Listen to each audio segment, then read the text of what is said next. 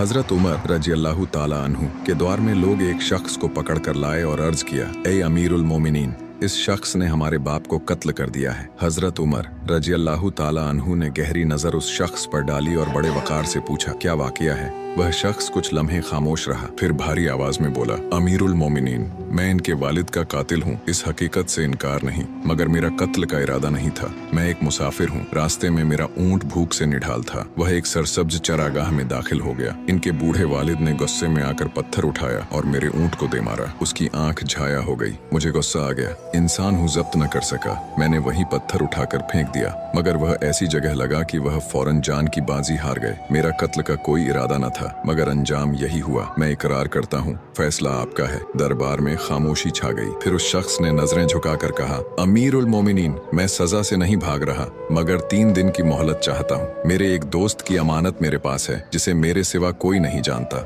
अगर मुझे अभी मार दिया गया तो वह हका हमेशा के लिए दफन हो जाएगा। मुझे 3 दिन दीजिए। हजरत उमर रजी अल्लाह ताला अन्हु ने फरमाया, अगर कोई तुम्हारी जमानत दे तो मोहलत मिल सकती है। वह शख्स इधर उधर देखने लगा। मदीना बड़ा था, मगर उसके लिए सब अजनबी थे, कोई जाना पहचाना चेहरा न था। उसी लम्हे हजरत अबूजर गैफारी रजी अल्लाह ताला अन्हु खड़े हो गए। उन्होंने कहा, अमीरुल मोमिनीन, मैं इसकी जमानत देता हूँ। दरबार में हैरत की लहर दौड़ गई और वह शख्स चला गया। 3 दिन गुजर गए। मुकर्रर वक्त आया, लोग जमा हुए। लोग हजरत अबूजर रजी अल्लाह ताला अन्हु से कहने लगे, तुमने एक अजनबी पर भरोसा करके खुद को मुसीबत में डाल लिया, वह नहीं आएगा। हजरत अबूजर रजी अल्लाह ताला अन्हु ने सुकून से जवाब दिया, मैंने जमानत दी है, अब अंजाम भी कबूल है। सबकी नजरें दरवाजे पर थीं। अचानक दूर से गर्द उड़ती दिखाई दी। एक थका हुआ, पसीने में डूबा हुआ शख्स दौड़ता हुआ आया। वही था, वह सीधा हजरत उमर रजी अल्लाह ताला अन्हु के सामने खड़ा हुआ। सांस संभालते हुए बोला, अमीरुल मोमिनीन, मैंने वादा पूरा कर दिया,